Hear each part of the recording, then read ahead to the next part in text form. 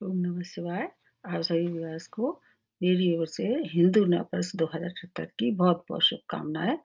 ईश्वर करे आपका ये वर्ष मंगलमय हो और मंगल की इस समय सबसे ज़्यादा प्रभावशाली ग्रह हैं। 2078 का जो शुरुआत हो रही है मंगल के दिन से भी हो रही है और इसके अलावा मंगल इस वर्ष के राजा भी हैं और मंत्री भी हैं।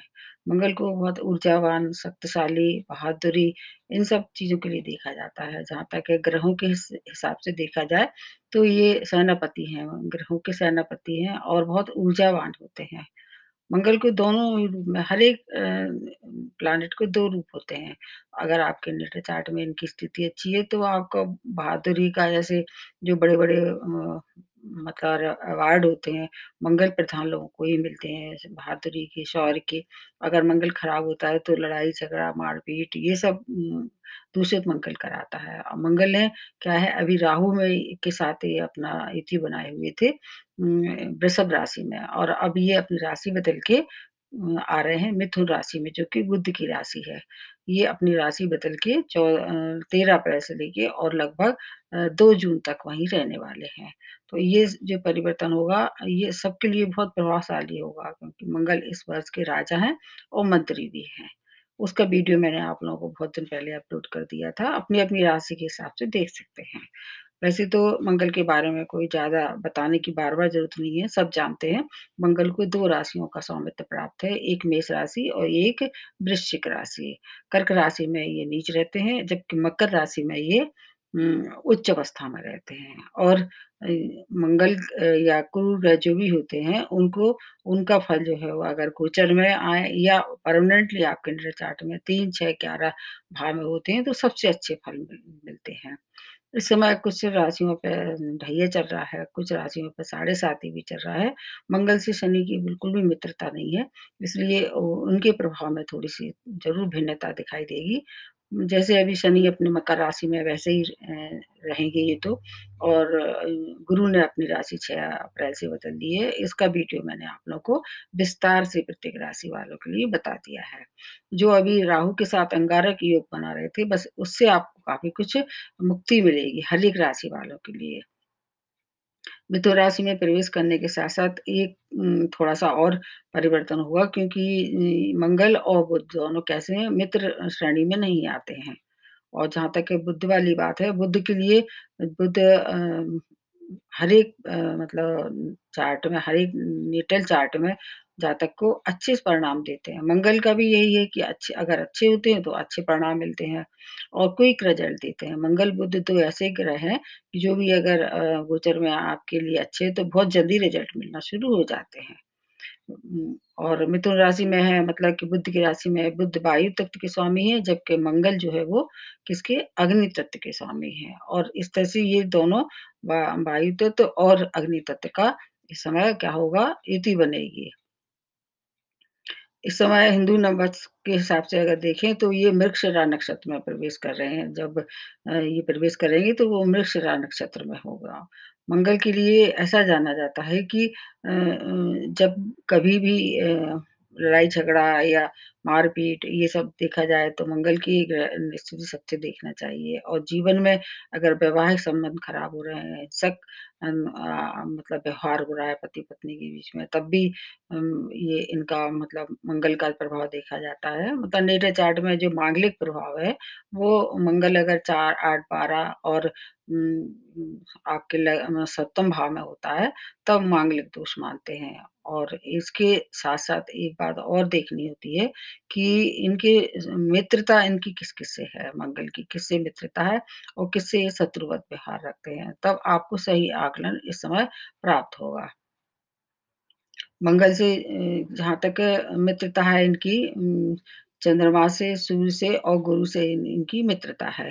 जबकि शनि से और बुध से और शुक्र से और जहाँ तक है राहु से भी इनकी मित्रता नहीं है। केतु को ज़रूरी है अपना समकक्ष मानते हैं क्योंकि केतु का भी स्वभाव कैसा होता है, मंगल से मिलता-जुलता रहता है।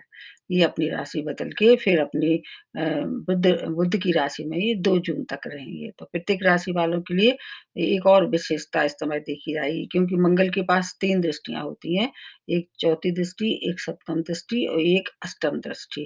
तो इस समय जो तो चौथी दृष्टि होगी वो प्रत्येक राशि वाले की अगर अलग-अलग नेटा चार्ट से भी देखी जाए तो चौथी दृष्टि कन्या राशि में होगी जो कि बुध की ही राशि है। सप्तम दृष्टि गुरु पे होगी जो कि धनु राशि में है और गुरु और मंगल दोनों मित्र हैं, इसका प्रभाव सबसे अच्छा होगा। जबकि अष्टम दृष्टि मकर राशि में होगी तो ये उनकी दृष्टि अच्छी नहीं है। मतलब सप्तम दृष्टि इस समय सभी के लिए कैसी होगी लाभदायक होगी, प्रत्येक राशि वालों के लिए अलग-अलग बताने की कोशिश करते हैं कि किसको क्या-क्या फ़ायदा होगा और क्या-क्या वहाँ थोड़ी-सी सावधानी रखनी पड़ेगी मंगल के लिए। और जो रेमेडी होगी या जो भी उपाय होगा मैं सबसे बाद में बताऊँगी इसके लिए। सबसे पहले शुरुआत करती हूँ मेष राशि से, इसकी तो स्वामी राशि ही मंगल है। आपके 3rd भाव में प्रवेश कर रहे हैं, ये भाव भी बहुत अच्छा है कारक लेकिन इनकी जो भाव मतलब इनकी जो लॉर्डशिप है आपकी राशि में, एक तो लग्न की, एक अष्टम भाव की लॉर्डशिप इनके पास है और आपके स्वामी राशि ही इस वर्ष के मतलब जो संवत्सर है उसके स्वामी है। तो राजा मंत्री जब आपके ही हैं तो फिर समझ लीजिए आपको कितना फ़ायदा होगा। बुध से शुक्र बुध से मतलब इनकी मित्रता नहीं है, तो इसका थोड़ा-सा आपको ज़रूर ध्यान रखना पड़ेगा।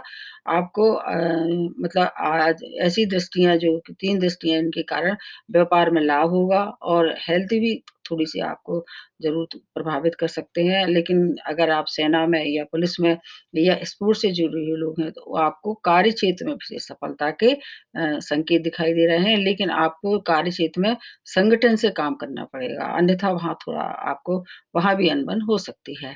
और इसके अलावा आपको मतलब किसी से भी एक बात का बहुत ध्यान रखना है इस दौरान कि किसी से भी झूठा वायदा ना करें। ये दृष्टियाँ मैं अलग-अलग नहीं बता रही हूँ, मतलब टोटल सारांश बता रही हूँ कि कितने-कितने के आपको कहाँ-कहाँ सावधानी रखनी पड़ेगी। वैसे तो जो मेष राशि वाले होते हैं, वो थोड़े-से क्रोधी स्वभाव के होते हैं, लेकिन साहसी और बहादुर होते हैं।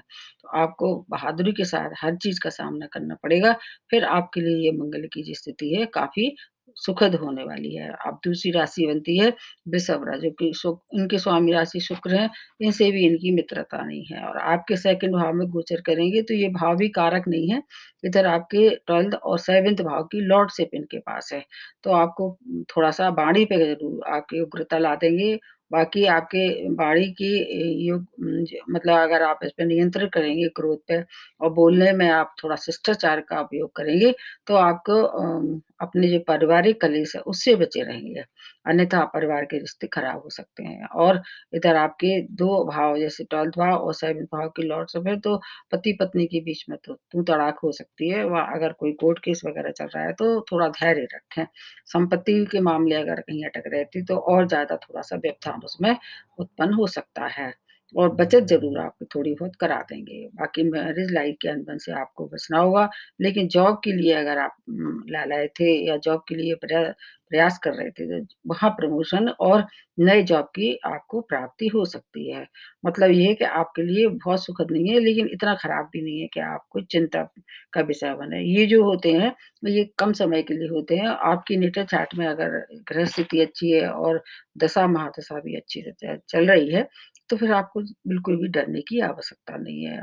इसके साथ-साथ आपके जो स्वामी राशि शुक्र हैं, उनकी इनके इस समय काफ़ी प्रबल स्थिति में है। इसलिए आपको बिल्कुल भी किसी भी तरह से डरने की आवश्यकता नहीं है, बस थोड़ा-सा प्रिकॉशन रखना है। उसके बाद अगली राशि बनती है मिथुन राशि और आपके तो लग्न में ही प्रवेश कर रहे हैं। इनके स्वामी राशि मिथुन राशि के बुध हैं। आपके 11th भाव के और 6th भाव की लॉर्डशिप इनके पास है। तो ये 6 और 11 भाव दोनों ही बहुत अच्छे हैं। बुद्धि से मित्रता नहीं होने के बावजूद भी आपको काफ़ी अच्छे परिणाम मिलने वाले हैं। जैसे आपके स्वभाव में सौम्यता दिखाई देगी और आमदनी के नए-नए स्रोत आपको मतलब मिलने वाले हैं और लाइफ में अगर कोई आपका प्रमोशन मतलब कार्य क्षेत्र में ड्यू था, तो वो भी मिल सकता है। केवल आपको क्रोध थोड़ा-सा क्रोध से बचना होगा और अगर आप ब्लड संबंधी कोई परेशानी आपको रोगों को से थी, तो आप वहाँ थोड़ा-सा और एक्स्ट्रा केयर की आवश्यकता है। अगर आप खेल-कूद से जुड़े हुए हैं, तो फिर आपको और थोड़ा-सा आपका जो समय उसमें देना पड़ेगा। शत्रु भी आपको परेशान कर सकते हैं और जहाँ तक है लोन की बात है, तो आपको लोन अप्रूव हो सकता है। 11th भाव से का फ़ायदा आपको मिलेगा, 6th भाव पे फ़ायदा मिलेगा, लेकिन चूँकि लग्न में आ जाएँगे, लेकिन लग्न में आया हुआ जो मंगल होता है, वो मांगलिक दोष का निर्माण करता है। वहाँ था उसकी वजह से आपको थोड़ा-सा आपकी उग्रता दिखाई देगी। अगर बाकी चीज़ों पे आप ध्यान से कार्य करें, तो फिर कोई परेशानी नहीं होगी। वो आपका समय भी अच्छा है इस समय क्योंकि स्वामी राशि बुध है, वो आपका फ़ेवर करने वाले हैं। उसके बाद आ जाते हैं कर्क राशि। कर्क राशि की स्वामी राशि चंद्रमा है, जो कि मंगल के मित्र हैं, लेकिन बुध से इनकी मित्रता नहीं है। आपके 12th भाव में गोचर करेंगी, तो ये भाव वैसे मांगलिक दोष बनाता है नॉर्मली देखा जाए तो। आपके एक 10th भाव के, एक 5th भाव की लॉर्डशिप इनके पास है। तो आपको विदेशों से अगर आप जुड़े हुए हैं, तो उसमें विशेष सफलता है। कार्यक्षेत्र में अगर कोई मतलब मैटर जो थे, उसमें अगर यात्रा करनी पड़ेगी, उससे जुड़ी हुई कोई यात्रा मतलब कार्यक्षेत्र से जुड़ी हुई यात्राएँ अगर आप करेंगे, तो आपके लिए काफ़ी सुखद रहेंगी और लाभप्रद रहेंगी। शिक्षा और संतान से संबंधी समस्याएँ दूर करेंगी ये और चंद्रमा इनके मित्र ना होने के बाद भी आपको थोड़ा-सा वैवाहिक जीवन में सामंजस्य बना के चलना पड़ेगा। अगर आप मतलब क्योंकि ये 5th भाव की लॉर्ड है, संतान को तो फ़ायदा करेंगे और आपके 12th भाव में इसलिए व्यय की अधिकता बढ़ा देंगे। व्यय अगर आप सोच समझ के करें, फिर आपके लिए ये परिवर्तन मतलब 2 जून तक का काफ़ी सुखद रहने वाला है। आपके लिए भी कोई ज़्यादा परेशानी वाली बात नहीं है। उसके बाद अगली राशि बनती है सिंह राशि। सिंह राशि की स्वामी राशि सूर्य हैं और मंगल के ये परम मित्र हैं, बुध के भी परम मित्र हैं। आपके 11th भाव में प्रवेश करेंगे और इधर आपके 9th भाव और 4th भाव की लॉर्डशिप इनके पास है। तो ये आपके लिए अत्यंत श्रेष्ठकर समय है सिंह राशि वालों के लिए क्योंकि ये इनके सभी कारक भाव 11th भाव भी कारक है और आपका मूल त्रिकोण है और मतलब ये इतना अच्छा संयोग है आपको हर एक क्षेत्र में सफलता देंगी ये। अगर प्रमोशन जो था कार्यक्षेत्र में वो सब हो जाएँगे मतलब आगे बढ़ेगी बातें। आपके जीवन के जो अधूरे सभी कार्य हैं, वो पूर्णता की हो जाएँगे। व्यापारियों के लिए ये समय बहुत ही अच्छा है। घर में कोई न कोई मांगलिक कार्य होगा और नए मित्र भी बन सकते हैं। आर्थिक लाभ होगा, कोर्ट केस में अगर आप उलझे हुए तो विजय समझ लो आपकी ही ओर है। रोगों में भी सुधार होगा और नई-नई योजनाएँ आप बनाएँगे, उनका जो है वो आपको भविष्य में काफ़ी फ़ायदा होने वाला है। मतलब कुल मिला के है कि सिंह राशि वालों के लिए दी बेस्ट होने वाला है। इतना समय जो है उसका पूरा आप लाभ ले सकते हैं। उसके बाद आ जाते हैं कन्या राशि। आपके स्वामी राशि बुध है, आपके 10वें भाव में प्रवेश करेंगे और 10वां भाव कार्यक्षेत्र का है। इधर इनके पास 3rd भाव और 8th भाव की लॉर्डशिप भी आपके नेटा चार्ट में है। तो स्वामी राशि बुध है इसलिए इसका फ़ायदा होगा। हालाँकि मंगल और बुध दोनों मित्र नहीं हैं, लेकिन फिर भी 10वें भाव में ये प्रवेश करेंगे जो कि कालपुरुष की कुंडली में इनका कारक भाव माना जाता है मंगल का। तो कार्यक्षेत्र में शुभता देंगे, शॉर्ट डिस्टेंस जर्नी भी हो सकती है और जीवन में अगर कोई प्रमोशन ड्यू था आपके कार्यक्षेत्र से या किसी भी तरह से वो आपको उसका सुख प्राप्त होगा।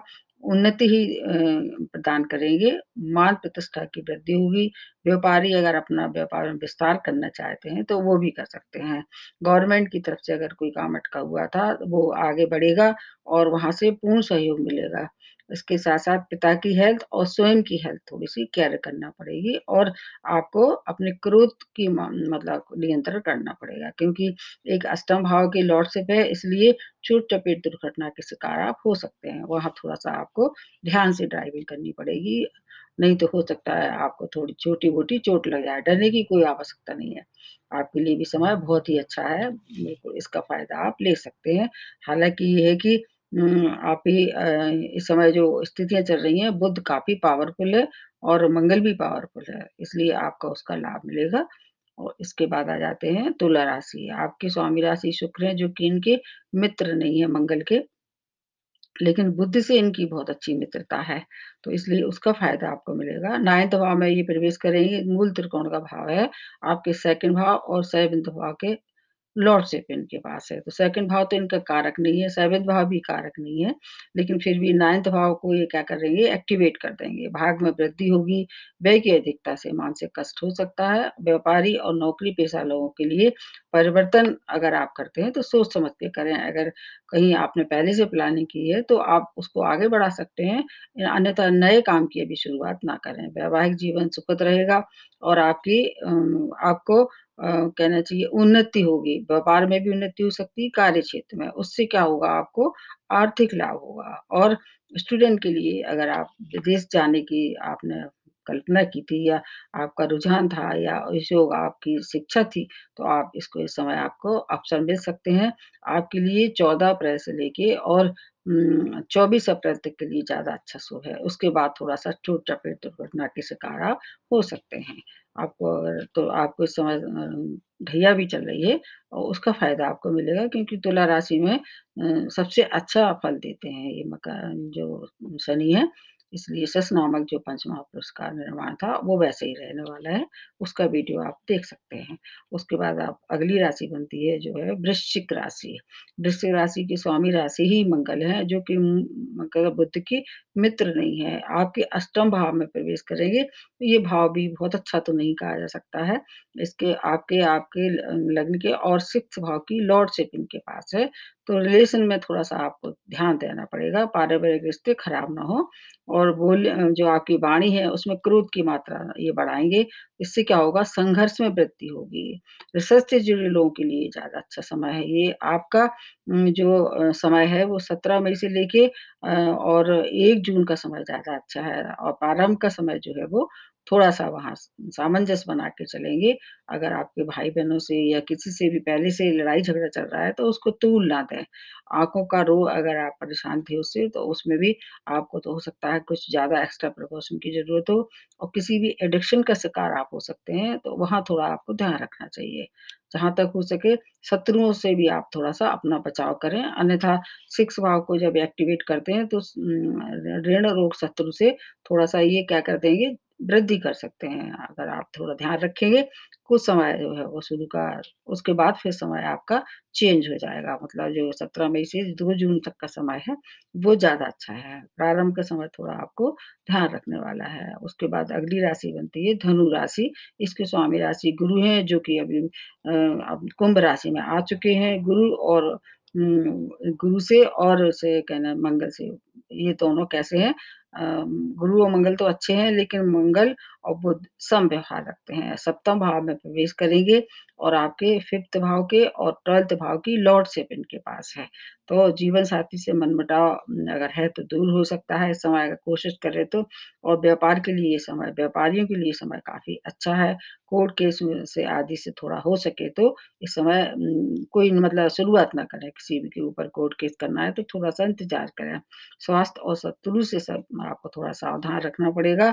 अंत के जो समय मतलब जो 17 मई से लेके 2 जून का समय है, वो ज़्यादा अच्छा है। प्रारंभ का समय थोड़ा-सा सावधानी रखनी पड़ेगी क्योंकि इस समय क्या है आप पे साढ़े साती का भी इस प्रभाव है। ध्यान से अगर कोई इन्वेस्टमेंट करना चाहते हैं तो वो भी सोच समझ के करें। वैसे तो साढ़े साती के लास्ट दौर चल रहा है, शनि आपको भरपूर प्रचुर मात्रा में धन लाभ कराने वाले हैं, लेकिन प्रिकॉशन तो फिर भी आपको रखना ही पड़ेगा। स्थान परिवर्तन अगर पहले से कोशिश की तो इस समय करेंगे, आपके लिए सुखद रहेगा। उसके बाद आ जाते हैं मकर राशि। आप पे भी साढ़े साती का सेकंड फेज़ चल रहा है और स्वामी राशि शनि है, इनसे इनकी बिल्कुल भी मित्रता नहीं है मंगल की, इसलिए बुध के ज़रूर शनि मित्र हैं, इसलिए इसका फ़ायदा आपको मिलेगा। 6th भाव में ये प्रवेश करेंगे, ये भाव बहुत अच्छा है गोचर में, आपके 4th भाव, 11th भाव की लॉर्डशिप है, जिसमें कि 11th भाव इनका कारक भाव है। 4th भाव में मंगल की स्थिति अच्छी नहीं होती है, सो आपके जो सुख साधन में जो अभी वृद्धि चल रही थी या पॉज़िटिविटी दिखाई दे रही है, वहाँ थोड़ा आपको सावधान हो कर करने के लिए आए हैं। रोग और शत्रु से आपको थोड़ा-सा क्या है, मुक्ति दिलाने वाले हैं। प्रॉपर्टी से थोड़ा-सा अगर आप कोशिश करेंगे तो बेचना-खरीदना करेंगे और सोच समझ के उससे लाभ ज़रूर कराने वाले हैं। बाकी सुखों में थोड़ी-सी कमी आ सकती है। आर्थिक स्थिति में वृद्धि होगी क्योंकि 11th भाव को एक्टिवेट कर देंगी ये, स्थान परिवर्तन अगर आप करना चाह रहे थे, तो आप कर सकते हैं। स्टूडेंट के लिए भी ये समय काफ़ी अच्छा है, प्रमोशन वाला है। अगर आपने कोशिश की तो आपकी मनपसंद जगह आपका एडमिशन हो सकता है। आपके लिए भी ये समय मतलब अच्छा है, गुड है। उसके बाद आ जाते हैं कुंभ राशि। आपकी स्वामी राशि भी शनि है, आप पे भी साढ़े साती का फर्स्ट फेज़ चल रहा है। तो 5th भाव में ये गोचर करेंगे, इधर 3rd भाव और 10th भाव को भी एक्टिवेट कर देंगे। तो ये जैसे मैंने बताया कि एक तो मूल त्रिकोण हो गया, वैसे मूल त्रिकोण में बहुत अच्छा फल नहीं देते हैं, लेकिन 3rd भाव और 10th भाव 2 भाव बहुत अच्छे हैं। तो आपको क्या करना चाहिए, गवर्नमेंट सेक्टर से आप उसका लाभ उठा सकते हैं, शिक्षा में उन्नति हो सकती है, लेकिन घर में कलेश का वातावरण हो सकता है, उससे आपको अपना स्वयं बचाव करना पड़ेगा। और कार्य क्षेत्र में अगर आप की कोई पदोन्नति रुकी हुई थी, तो वो हो सकती है, उसका लाभ आपको मिलेगा। उससे क्या होगा, आपके आर्थिक स्थिति में सुधार होगा, आपको तर्क-वितर्क से बचना होगा। किसी से भी आप वाद-विवाद में ना फँसे, तो ज़्यादा अच्छा होगा।